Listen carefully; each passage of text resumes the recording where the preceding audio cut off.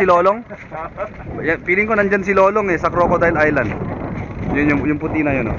Yung parang island doon. Pwede kayo mag-rent ng ng bangka, punta kayo doon.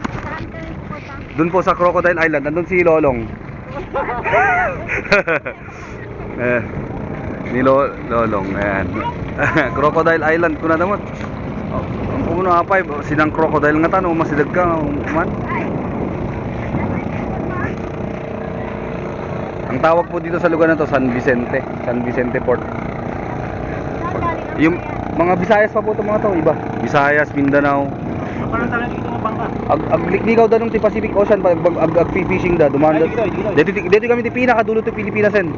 Dito yung sa ko. Kita nyo yung mapa, dun sa mapa, di ba? Nag-fishing na dito eh. Oo, nagpi-fishing po sila yung mga goods, for example, semento, kadaganagan, kasjay.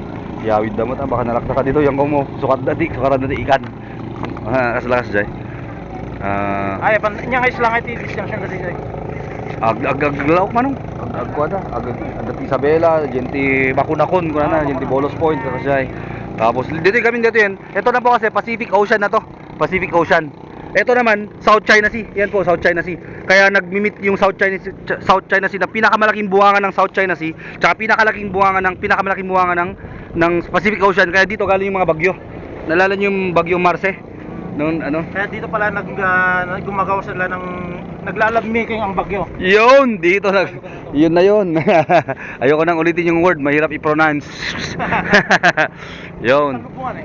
Doon banda yung gawa ng bagyo. Kaya lang meron po tayong Sierra Madre nang safeguard ng bag dito sa Cagayan.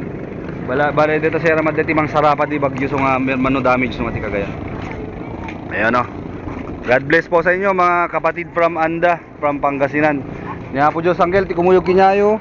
Si tumang bendisyon ti pamilyayo, ingana ti may kaupat nga henerasyon. Po nagmayaten niya. Ti prayer ko kada kayo, may God bless you abundantly, greatly, not only financially pero sa aming aspeto, socially, mentally, physically, pati health, importante, health is wealth, di ba?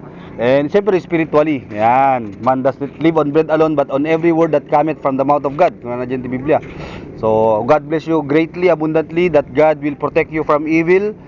Salakan na kay ti disgrasya, peg God, and that God will expand your territory, your horizon, your business, your reach, your clout, your power. No nya dita kinabaknang tapno basta maka-bless kay may ti less fortunate people than us, di ba?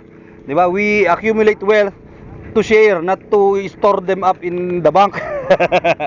Di ba? Ayan, and then that God will guide your hand. Iti pagmanmaneho mangkel, guide na ka tapno maya dayo kay ti pegpeg God. Nya po Dios tumulong kanya tinaldaw daw.